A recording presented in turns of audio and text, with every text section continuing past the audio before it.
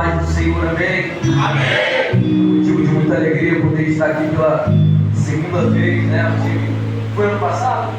Foi retrasado? Passado, pela misericórdia do Senhor, eu estou aqui mais uma vez para cultuarmos ao Senhor juntamente com os irmãos. Estou muito alegre e quero louvar primeiramente ao Senhor Jesus. Também quero louvar a Deus pela vida da pastora Marineide, pastora, Deus te abençoe, pastora Neide, uma bênção. Pastora da revelação, eu cheguei aqui, ela estava orando, clamando, a graça descendo da revelação, né? Pastor também ali, pastor Joel, né? Conheci. E o convite aqui do meu irmãozão, né? Do filho Leão, ao qual é homem de Deus, né? Assim, desde quando eu acompanho lá, no telefone, eu vejo que é grande de Deus, as pessoas que querem derrotar, vocês estão debaixo de uma liderança abençoada, ele tem o Senhor. Você pode aplaudir o Senhor para essa liderança abençoada? Aplauda o Senhor. Aplauda mesmo, aplauda mesmo. Glória a Deus. Aleluia. Não é fácil. Deixa eu falar uma coisa para vocês. Eu vou ler aqui para vocês poderem sentar já, mas não é fácil estar de frente de um ministério. Alguns, né, acham que leva mão com açúcar, beleza, bom, legal. Mas só quem está diante do ministério sabe a dificuldade que é. O quanto tem que chorar e o quanto tem que se colocar de pé, de joelho, para que vocês possam estar de pé. A carta aos Hebreus vai falar para nós: obedecer a vossos pastores e sujeitai-vos a ele, porque velam com a sua vida, com a sua alma, ao qual vamos dar conta com cada uma delas. Querido, é muito sério. Eu vejo muitas pessoas, pastor, nesse tempo, querendo: eu quero ser pastor, eu quero ser. Aí não sabe o que isso é. Manter, né? Porque muitas vezes o começo é até bom, mas de muito o final é bonito. Então permaneça fiel ao Senhor, honre a sua liderança, que isso vai fazer toda a diferença na tua vida, amém? Queridos, Deus colocou uma palavra no meu coração, eu queria compartilhar com vocês. Se encontra no Evangelho de Jesus Cristo, conforme escreveu o evangelista Mateus. O seu capítulo é de número 18, o seu verso é de número 21. Essa madrugada eu estava falando com o Senhor. Falei: Senhor, dá uma palavra, Senhor. Eu preciso de uma palavra para poder pegar na sua igreja. O Senhor me deu uma palavra essa madrugada e falou comigo: fala sobre o perdão. Colocou um filho obediente, falei: vamos lá, vamos falar sobre o perdão. Uma ordem, tá? Perdão, uma ordem. Vocês estão conseguindo me ouvir legal aí? Estão conseguindo ouvir? Maravilha. Todo mundo achou? Toda a igreja achou? Mateus 18, 21. Assim diz a palavra do Senhor. Então Pedro, aproximando-se dele, disse: Senhor, até quantas vezes pecará o meu irmão contra mim e eu lhe perdoarei? Até 7? Jesus lhe disse: não te digo que até 7, mas até 70 vezes 7. Vamos lá mais uma vez, todo mundo junto, verso 22. 1, 2, 3. Jesus lhe disse: não te digo que até 7, mas até 70 vezes 7. Tome o vosso assento, fique com a sua Bíblia aberta em nome de Jesus. Queridos,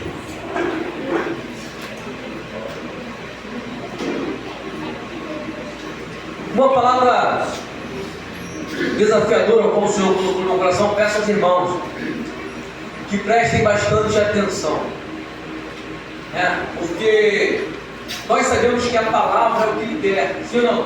Sim. Você pode reparar que no meio do culto está tudo muito bom, está tudo muito legal. Na hora da palavra, começa a dar uma conexão.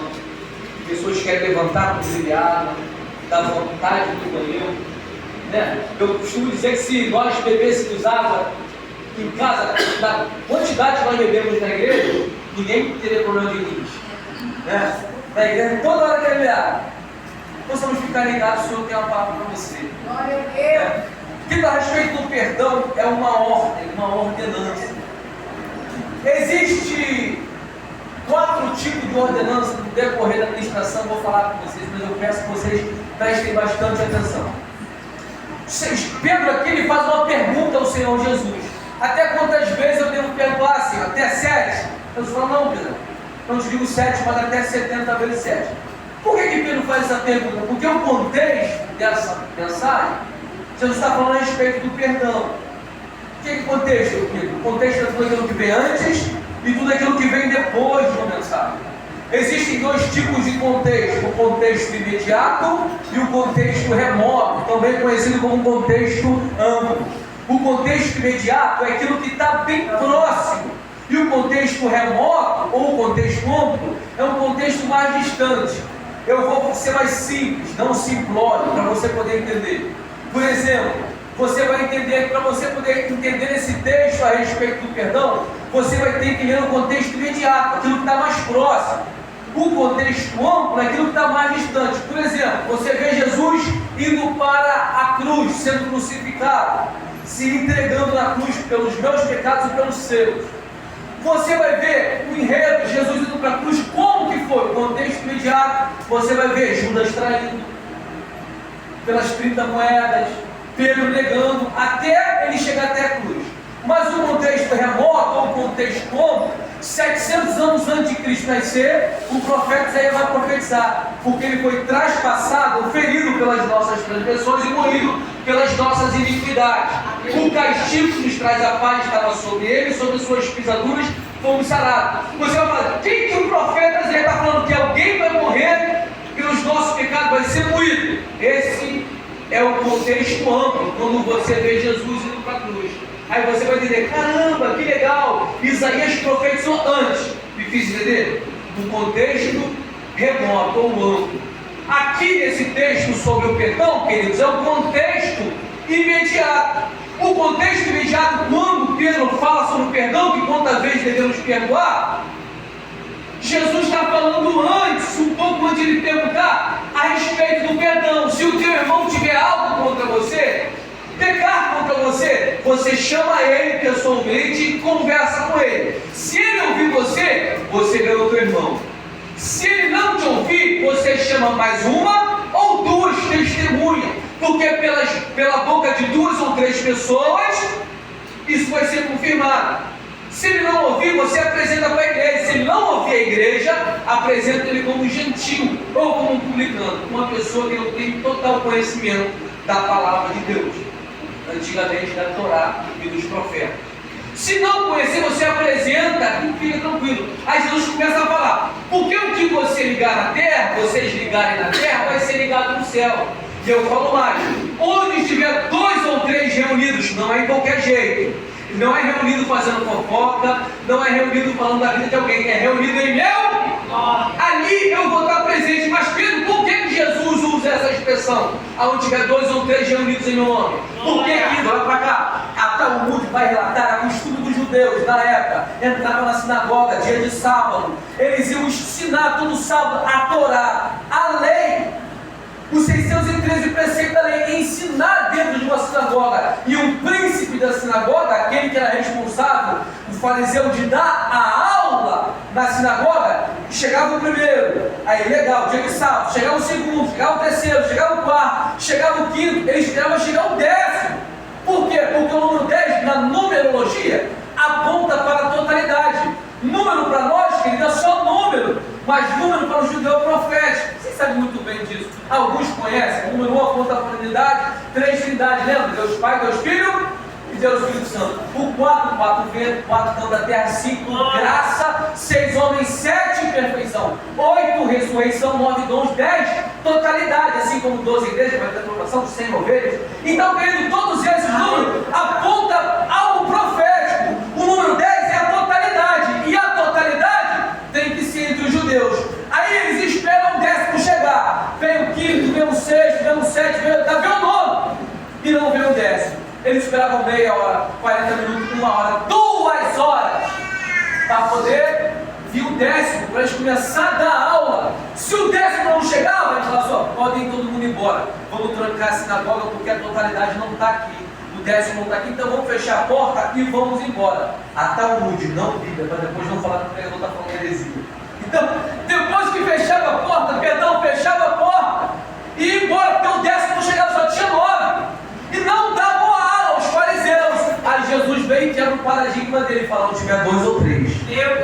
Já que como ele é 10, comigo onde tiver 2 ou 3 comigo, não é de qualquer jeito, é no meu nome. Aí ela fala: só um licença aqui, tem 2 ou 3 comigo, não tem mais. É sua boca para dar glória, exaltar o nome do Senhor.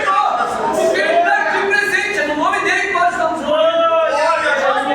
Aí ele falou: o que será ligado na terra vai ser ligado no céu. Aí Pedro fala assim: não, vem cá, faz uma pergunta para o senhor. Até quantas vezes o meu irmão pecará contra mim e eu devo perdoar? Já que o senhor está falando sobre o perdão, me explica aí, quantas vezes? 7 vezes? Por que o Pedro usa a expressão 7? Porque era costume dos rabis da época dizer que se o teu irmão pecasse contra você, até 3 vezes você deveria perdoar.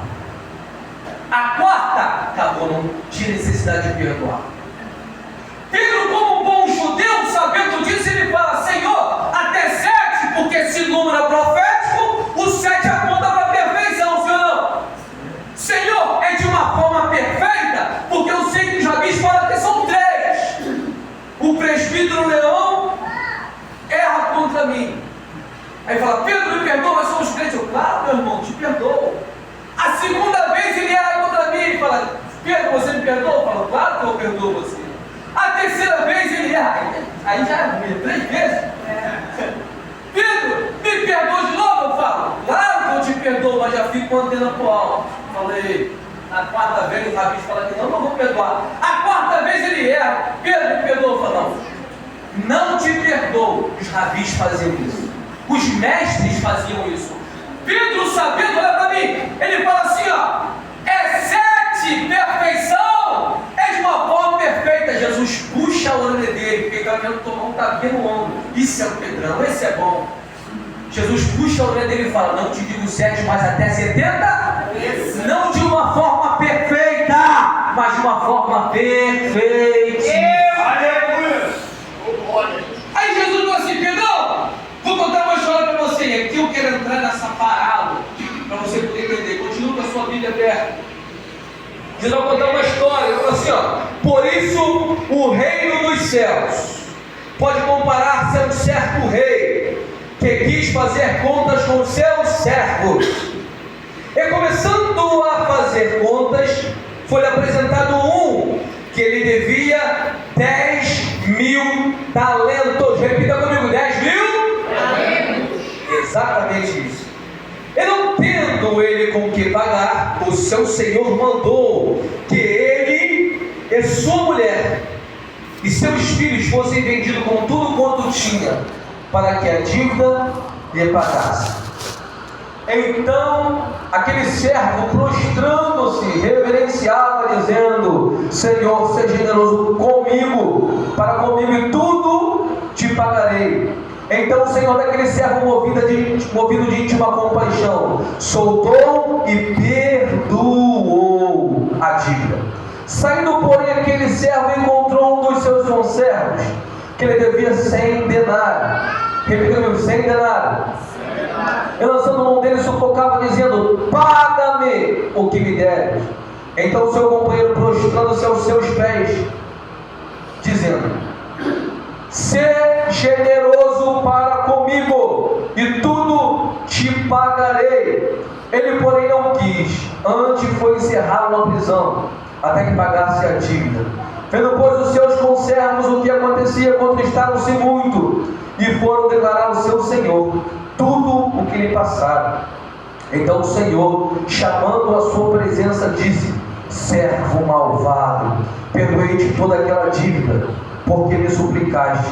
Não devias tu igualmente ter compaixão do teu companheiro, como eu também tive misericórdia de ti? Indignado o seu senhor, o entregou na mão dos atormentadores, até que pagasse tudo o que devia. Assim vos fará também meu Pai Celestial, se no coração não perdoardes cada um a seu irmão as suas ofensas. Querido, preste atenção, não vou me demorar. Quero ser rápido e objetivo para você poder entender a mensagem. Jesus acaba de falar com Pedro a respeito do perdão. E ao falar a respeito com Pedro do perdão, ele vai agora começar a entrar em uma parábola. Jesus é o mestre das parábolas. Antes de Cristo existiam muitos outros, Sócrates, Platão, Aristóteles, filósofos ao qual já falavam parábolas, isso na nossa vida. Mas Jesus era o maior deles, até porque ele é o próprio Deus encarnado.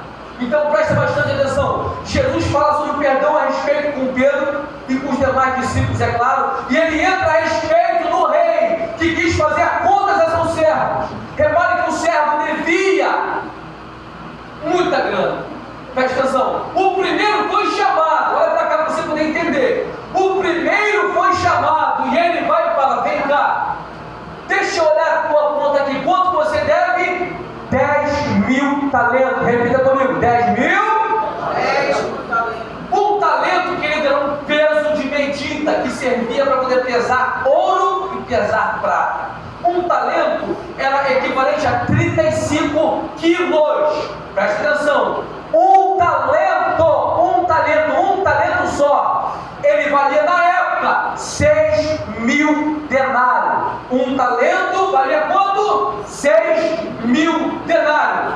Se um talento só vale 6.000 denários, o que é um denário? Um denário era uma moeda romana, ao qual o homem trabalhava no dia de trabalho braçal, e ao trabalhar no trabalho braçal, o Senhor chegava lá e pagava. Como aqui, ó. Um denário para você. Você trabalhou de manhã até o pôr do sol, então toma aqui um denário. Um dia de trabalho braçal. Então, um só talento vale quantos? 6.000 denários. O homem que é um servo, e a palavra grega aqui para servo original é doulos, o escravo de orelha furada. Um homem que é ralé, não tem condição de nada, mas ele chega diante do seu Senhor e o seu Senhor fala que ele deve 10.000 talentos. Ora, se um só talento, eu vou repetir para entrar na sua mente, se um só talento, querido, vale 6.000 denários, imagina 9.999 a mais. Um talento, presta atenção, olha para mim, um talento vale 6.000 denários. O homem deve 9.999 a mais. Se você juntar todo Israel, Pérea, Idumeia, Galileia, Samaria e a Galileia, num ano, se cada um, não estou falando uma só pessoa, estou falando centenas de pessoas da Galileia, centenas de pessoas da Judeia, em um ano dá 800 talentos. Um homem só deve 10.000. Que conta é essa que Jesus está fazendo, querido? É uma conta impagável, não tem como esse servo, isso é loucura. Mas o próprio Cristo está fazendo uma parábola e está falando que esse homem deve 10.000 talentos. Isso é loucura, não tem como pagar. Aí, esse homem, presbítero Leão, chega até o seu rei e fala assim: rei, seja generoso para comigo e tudo te pagarei. Ele não tem como, pastor, pagar a conta, mas na cabeça dele ele fala que vai pagar. É impossível ele pagar essa conta, mas ele fala: ser paciente, porque eu vou pagar para o Senhor. Aí o rei olha para ele e fala: faz o seguinte, está perdoado, eu perdoo a tua dívida, vai embora, tranquilo. Aí ele sai, só que na cabeça dele, ele está entendendo que vai pagar, sim ou não? Olha a palavra dele: seja generoso comigo e tudo eu vou te pagar. E ele sai, pagar que nada, vai embora. O rei perdoa. E ele sai achando que vai pagar, meu irmão, talento. Quando ele olha, ele vê um bom servo, um servo mais ralezinho que ele. Ele olha de novo: tá lá aquele 7 me devendo. Ele vai correndo, sufoca o homem. O que o homem vai fazer agora? Se ajoelhar e implorar? Foi o que ele fez com o rei. O homem faz a mesma coisa e fala as mesmas palavras que ele falou com o rei. Se prostra e fala assim: seja generoso comigo e tudo eu vou te pagar, te pagarei. Só que esse homem que se prostra, que é mais ralezinho que ele, só deve 100 denários. 100 dias de trabalho. É pouquíssimo diante do que ele deve, sim ou não? Esse homem, Breno, deve pouquíssimo. Ele fala: eu só te devo 100 dias de trabalho. Você deve 10.000, a tua conta é impagável. A minha é pagável. Então presta atenção, já que eu te devo pouco, seja generoso que eu vou te pagar. E a palavra vai nos relatar que ele ele aperta, sufoca e fala, não, nada disso. E quer lançar ele na prisão. O que acontece? O texto vai nos relatar que é nesse momento que os conservos do rei olha e vai falar tudinho para o rei. O senhor não perdoou aquele homem? Sim, perdoei. Então, ele agora sufocou um que devia pouquinho e ele não quer pagar não. Não quer perdoar o homem não. Está lançando na prisão. O rei manda chamar ele de volta. Você vai entender. Eu gosto de explicar para você poder entender.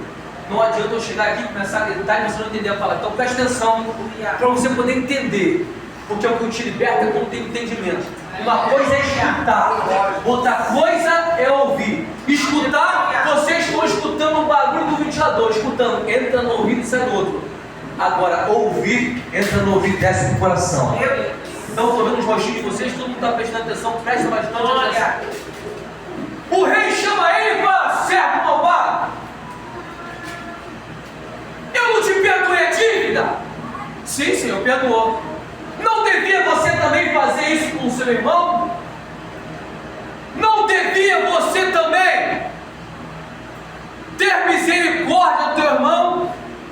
Não devia você perdoar o seu irmão? Porque eu tive misericórdia de ti? O Senhor aqui apela para misericórdia. Então eu quero fazer uma aplicação. Talvez alguns aqui saibam, talvez outros não. A palavra misericórdia tem vários sentidos, mas eu gosto da junção dela no latim, na palavra romana. Misericórdia vem de duas junções no latim. Ela tem vários significados, mas no latim ela tem duas explicações que eu gosto. Misericórdia, miseris, vem de miserável. E córdia, vem de coração. O Senhor fala que teve misericórdia dele, o Senhor vai aplicar a misericórdia. Ele fala, não devias tu ter compaixão do teu irmão, assim como eu tive misericórdia. Ou seja, servo que eu te perdoei 10 mil, você é um vacilão, você é um desgraçado, você não presta, é um miserável. Ainda assim eu te peguei e te coloquei no meu coração. Eu fiz tudo isso com você, te botei no meu coração e você não tem compaixão do teu irmão? Agora tem o seguinte, já que você não perdoou, eu pego você e te lanço aos atormentadores, até que toda dívida seja. Aí Jesus termina falando a parábola assim, e é verdade, eu digo para vocês, se do íntimo do coração você não perdoar o seu irmão, o que vai acontecer? Você não será perdoado. Talvez você esteja falando, Pedro, você contou a parábola, mas você não me explicou direito. Claro, eu vou fazer a aplicação. Quem é esse servo que deve 10 mil? 10 mil uma conta é impagável, não tem como nós pagarmos. E o rei é o Senhor, o próprio Senhor Jesus que está contando essa parábola. Agora preste atenção, olha para mim, você não perder o entendimento. Se o rei é o Senhor Jesus, e esse servo que está devendo 10 mil não tem nome, por que não fala nome? Primeiro, parábola não se fala nome. E segundo, por que Pedro não fala nome? Porque esse servo que deve 10 mil não é nada mais, nada menos do que eu, do que você. Pedro, eu não entendi, vai entender. Você é esse servo que deve 10 mil. A tua conta, o teu pecado diante da cruz é impagável. Ninguém pode pagar o preço da redenção. Não tem homem na terra que possa pagar o preço da redenção. É por isso que o Romanos, no seu capítulo de número 5, verso número 23, vai falar, porque o salário do pecado é a morte, mas o dom gratuito de Deus é a vida eterna em Cristo Jesus. Romanos, no seu capítulo de número 3, verso número 23, Paulo vai dizer aos Romanos, porque todos pecaram e destituídos estão da glória de Deus, verso 24, mas sendo justificado gratuitamente pela sua graça e pela redenção que é em Cristo Jesus. Não tem como o homem pagar, querido. Não tem como, porque todos pecaram. Somos pecadores, mas restituídos, justificados em Cristo. E quem é esse homem que deve 10 mil? Sou eu. É você. Pedro, não entendi. E o outro servo, quem é? O outro servo é o teu irmão que fez algo contra você. É o teu irmão que pecou contra você, que te entristeceu. A dívida sua diante da cruz é 10 mil. Não tem como você pagar. Só que aí Deus vai lá na cruz para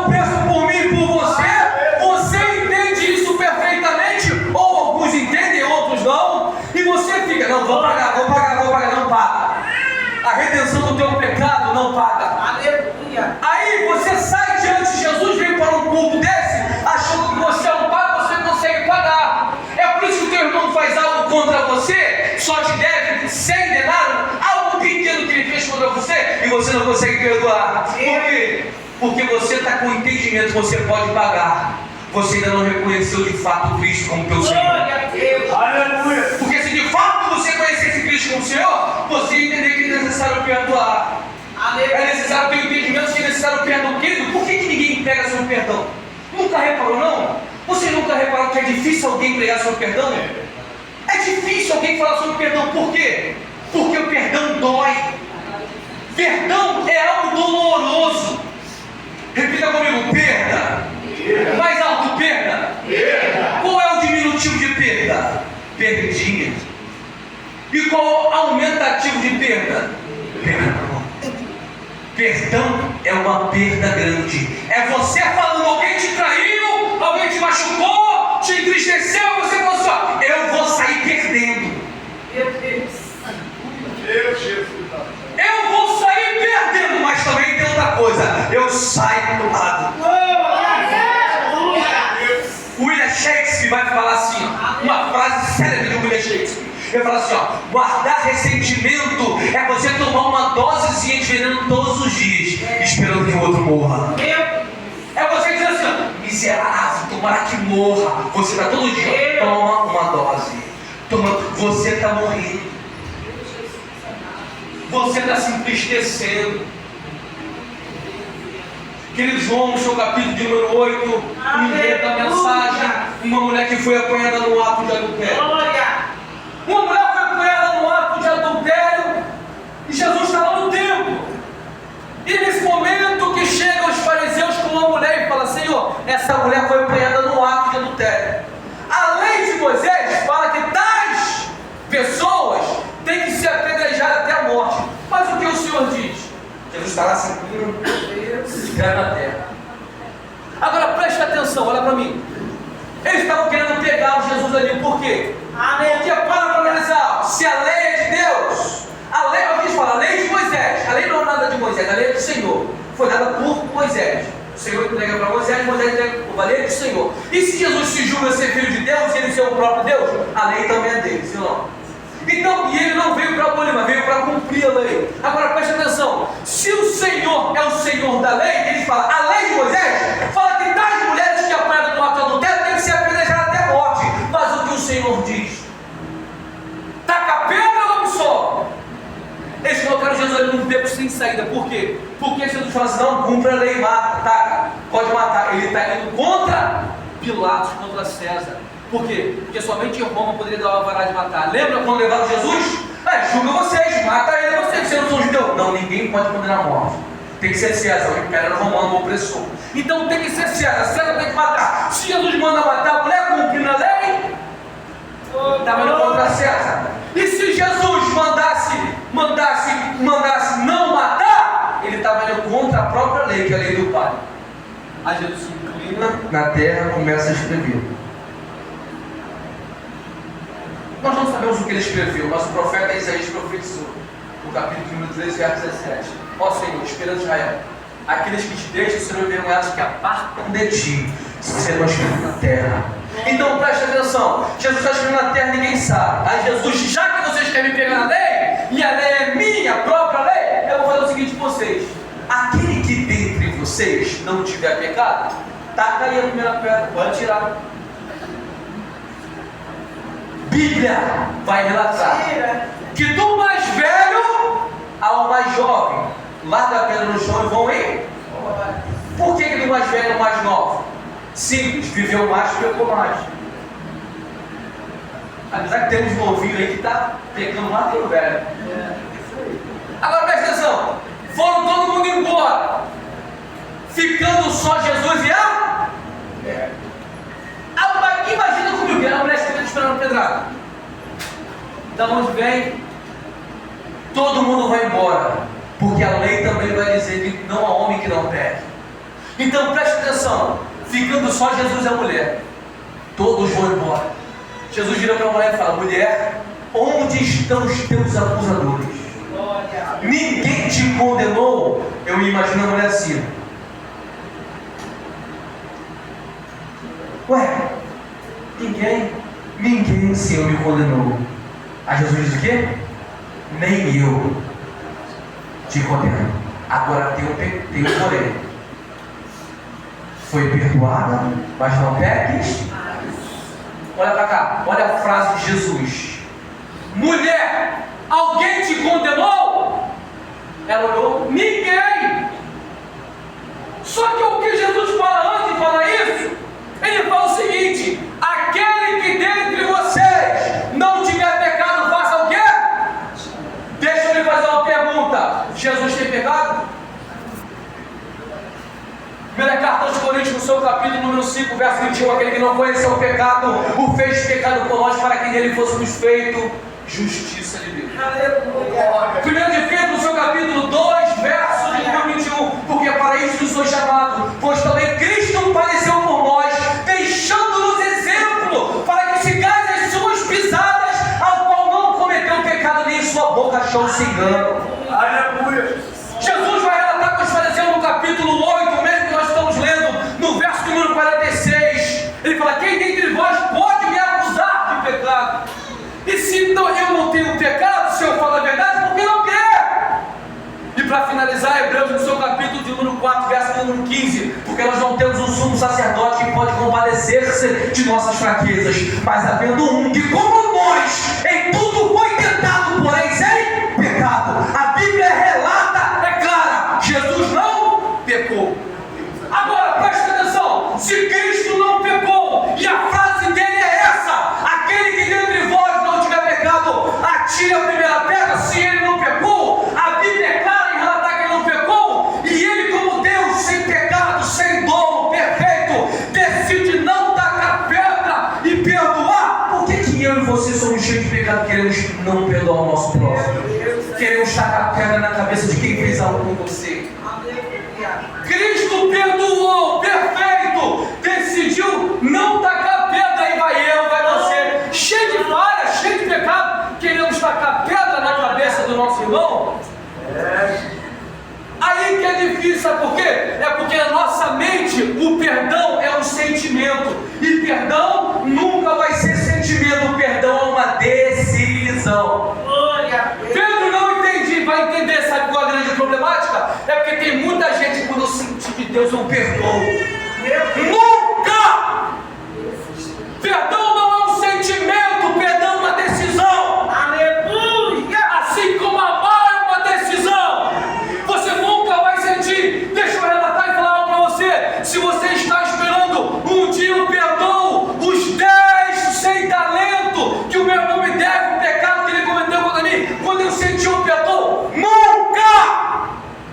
Aleluia! O perdão é uma decisão. Ninguém nunca vai sentir vontade de perdoar. Só que o que é interessante é que quando eu perdoo, mesmo sem vontade, ainda a raiva vai estar, o sentimento ruim vai estar, mas isso você perdoa e no mundo espiritual é gerado e depois vai cicatrizar. Querido, deixa eu falar algo para você. Nessa minha perna aqui eu tenho uma marca de um furúnculo na perna. Há uns anos atrás deu um furúnculo, essa perna sequinha que você está vendo aqui. Um furúnculo, uma marca, a cicatriz está aqui. Minha irmã que sorriu, eu gostei. Agora preste atenção. Eu senti muita dor. Eu sou barbeiro, trabalho, cortando o cabelo, eu ficava com meu presbítero sentado na cadeira, lendo a palavra, estudando. Na época eu estava fazendo seminário, estudando, lendo. Quando chegava um varão abençoado: Pedro, eu vim cortar meu cabelo, eu levantava, ai meu Deus do céu, agora. Eu nunca senti tanta vontade de não ganhar dinheiro naquela época. Mas doía muito, querido. E eu levantava assim: ai meu Deus do céu, quando eu levantava, parecia que estava botando fogo na minha perna. Eu ia cortar cabelo, porque tinha que trazer o leite para os meus filhos. E trabalhava. Teve um dia que eu falei com a minha esposa: falei, meu bem, acabou. Falei, quem foi? Olha só, o negócio é o seguinte: vou lá no UPA, vou tomar bezetacil, vou enfrentar a bezetacil e vou ficar curado. Eu falei, vou. Peguei um ônibus com um pastor, fui lá pro UPA. Falei, minha amiga, estou com frio na perna, está doendo muito, não estou aguentando trabalhar, me aplica uma bezetacil. Eu falei, tá bom, já me identidade, vai para aquela salinha lá. Eu fui para a salinha, arriei um pouquinho a calça, ela veio com uma bezetacil desse tamanho. Deu a primeira bezetacil, quando eu estava levantando as calças, ai meu Deus do céu, não tem a outra. Eu falei, ai Jesus do céu. Eu falei, meu Deus, segura. E ela deu a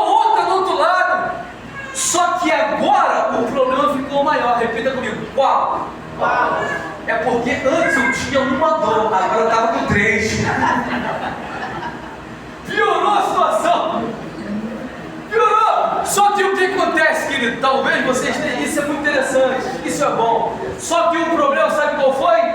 O problema foi na hora, mas a solução veio. Eu vim do banho da casa cheio de dor, no outro dia já amenizou. Passei na farmácia, comprei uma pomada e passei. Aí você esteja falando, Pedro, não estou entendendo. Eu vou fazer a aplicação do testemunho para você poder entender. Quando eu estava com dor, eu olhava, chega dessa dor. Assim é a dor quando alguém te trai. Assim é a dor quando alguém te machuca, quando inventa uma calúnia contra a sua vida. Aí você pensa, eu vou tomar a Bezetacil.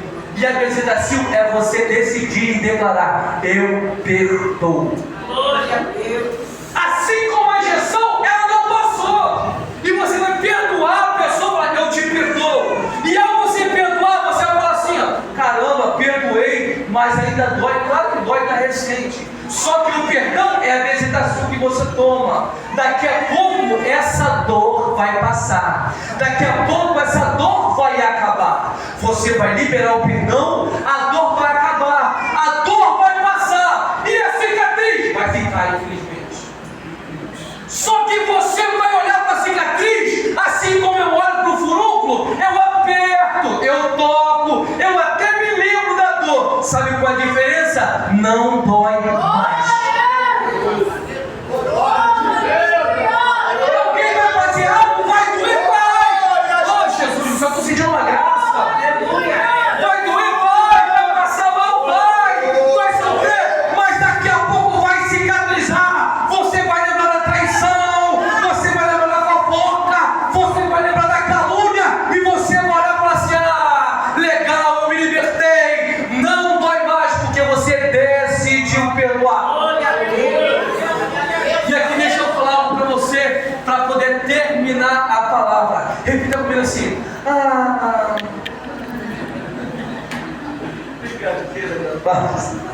descontrair vocês. Agora presta atenção, olha só. Presta atenção, olha pra cá.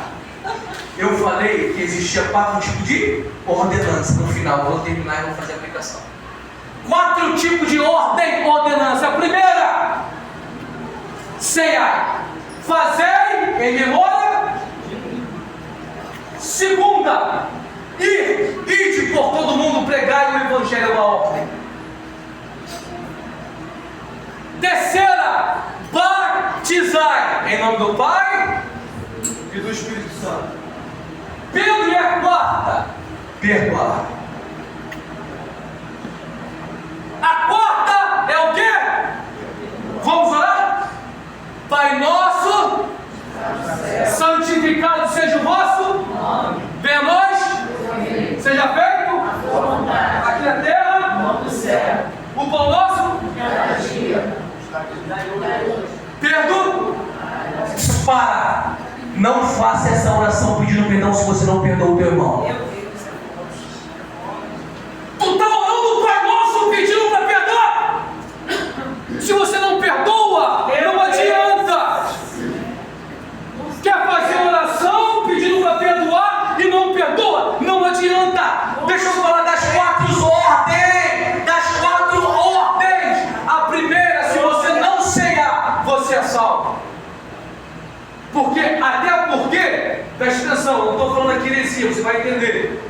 Se você não ceiar, você é salvo. Porque a ordem de ceiar não abrange todo mês. Nós fazemos todo mês porque é normal, natural.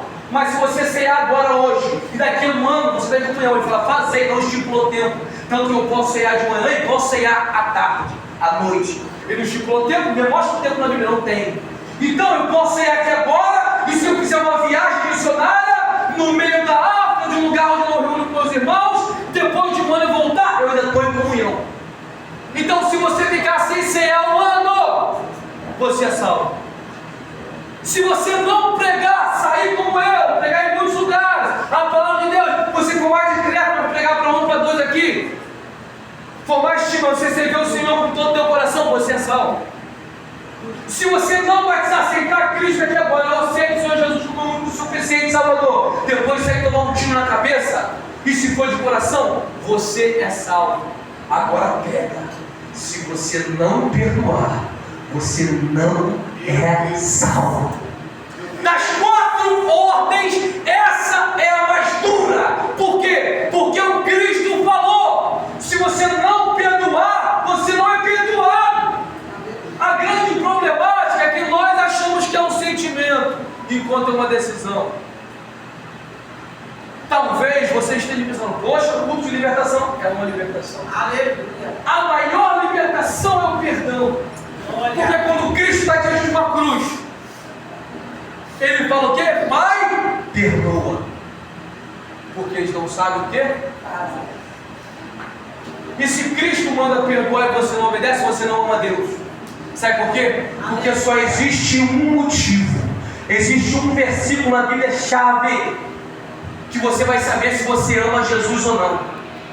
João, seu capítulo 14, verso número 21. Aquele que tem os meus mandamentos e os guarda. Outra versão: obedece. Esse é o que me ama. Olha para cá. Jesus está falando: aquele que tem os meus mandamentos e obedece, esse é o que me ama. Pedro, não guardo. Não ama, me perdoa.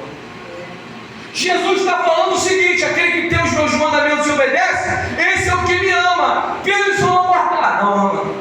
O próprio Cristo está falando: se você guardar o mandamento, você ama. Sabe qual é a grande problemática? É que eu creio que nessa igreja não, porque eu vejo que vocês são de Deus, mas tem muitas igrejas por aí afora que muitas pessoas só querem pegar prosperidade.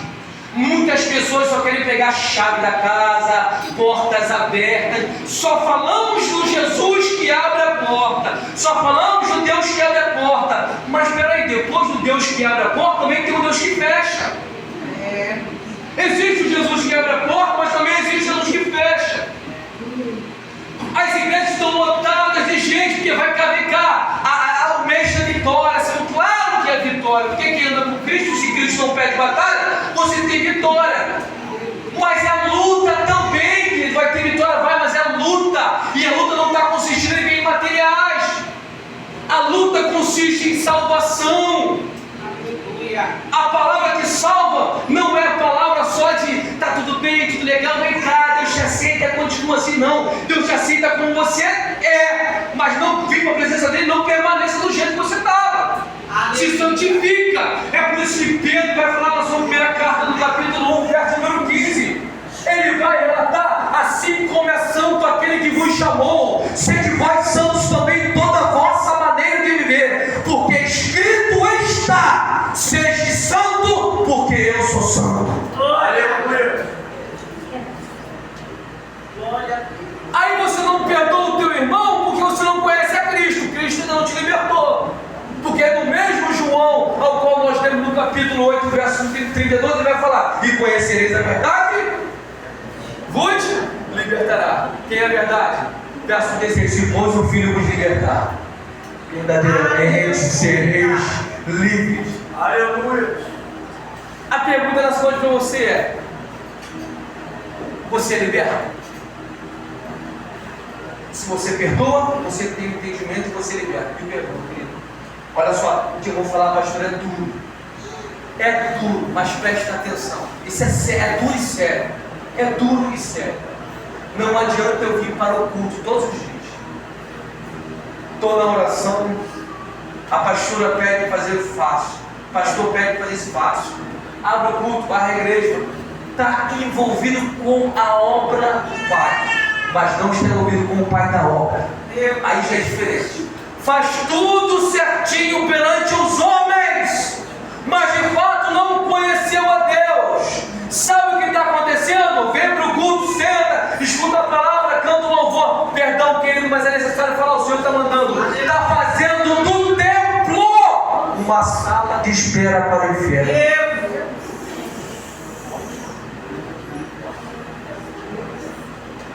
Está vindo, sentando no culto, ouvindo, glória a Deus, aleluia. E algo que o profeta Isaías falou, que a senhora citou: esse povo me honra com os lábios, porém o coração está longe de mim. Não adianta, querido, vir para o culto fazer acontecer, se naquele dia guardai de mim, Sabe por quê? Por causa de uma coisa, de fato não perdoou. Querido, perdoa. Porque se assim procederes perdoando, será perdoado.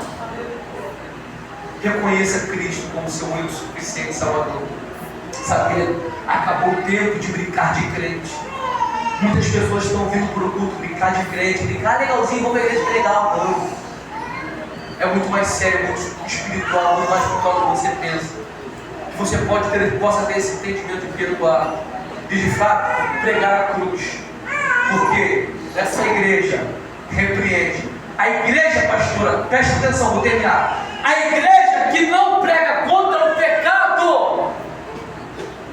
A igreja que não fala de pecado, não fala de inferno, cuidado! Sabe quem mais falou de inferno na Bíblia? Sabe quem foi o número 1 que falou mais de inferno na Bíblia? Jesus Cristo.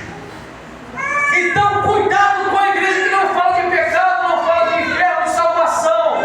Porque muitas das vezes nós estamos querendo ouvir uma palavra branda de consolo, que vai melhorar, claro que vai melhorar, mas espiritualmente sim dizendo, sabe por quê? Porque a Bíblia diz que a palavra de consolo é falar que você vai ser salvo. 1 Tessalonicenses 4,16, o mesmo Senhor descerá do céu, com alarido e com voz de arcanjo e com trombeta de Deus, e os mortos em Cristo ressuscitarão primeiro, depois de nós, o que ficarmos vivos seremos arrebatados juntamente com eles, com os mortos que ressuscitaram, e seremos encontraremos o Senhor nos ares, e estaremos para sempre com o Senhor. Olha o verso 18. Portanto, consolai-vos uns aos outros com estas palavras. Qual palavra, Pedro, que Paulo está falando que é a palavra de consolação? É a palavra que você vai ser arrebatado e vai morar lá na glória. Essa é a palavra de consolação do crente. Não é chave de carro, não é chave de casa, não é falar que você vai ter uma poupança gorda, muito dinheiro na conta, não. A palavra que te leva para o céu é a palavra da cruz. É por isso que Paulo, assim que escreve para a igreja de Corinto, no capítulo de número 1, verso de número 18, ele vai falar, porque a palavra da cruz, ela é loucura para os que perecem, mas para nós que somos salvos é poder de Deus. No verso 21 ele continua dizendo, visto que com a sabedoria de Deus, o mundo não conheceu a Deus, aprove ao Senhor salvar os crentes pela loucura da pregação, porque os judeus pedem o sinal, os gregos buscam sabedoria, mas nós pregamos a Cristo crucificado, que é escândalo para os judeus e loucura para os gregos. A palavra de salvação é essa, sempre será: arrependei-vos. A palavra de salvação é essa: arrependei-vos. Atos no capítulo de número 3, verso de número 19. Arrependei-vos, pois, e convertei-vos, para que sejam apagados os vossos pecados. Arrepender quem, Pedro? Dos seus pecados e confessar o Senhor Jesus. Porque o próprio Pedro, em Atos, no capítulo 4, verso de número 12, ele vai falar: porque nenhum outro nome é salvação, porque também debaixo do céu nenhum outro nome é dado entre os homens pelo qual devamos ser salvos, a saber o nome de Jesus. Pedro, como eu faço? Romanos capítulo 10, verso 9, é saber se com a tua boca confessares ao Senhor Jesus e no seu coração crer que Deus o ressuscitou dentre os mortos, será salvo. Visto que com o coração se crê para a justiça e com a boca se faz confissão para salvar, o que é aquele? Quem crê no Senhor não será confundido. Confesse ao Senhor, ame ao Senhor. E se você amar o Senhor, é impossível você não perdoar o teu irmão. Termino aqui dizendo o seguinte: se você não perdoar o seu irmão, jamais será perdoado. Eu queria fazer um ato profético aqui para terminar a mensagem. Por favor, presbítero, não, por favor. Olha para cá, presta atenção, todo mundo presta atenção aqui, cara. Esse aqui é meu irmãozão, presta atenção. Ele está simbolizando a pessoa que te traiu. Olha para ele, simboliza a pessoa que te traiu, a pessoa que levantou a calúnia contra você, a pessoa que falou mal contra você.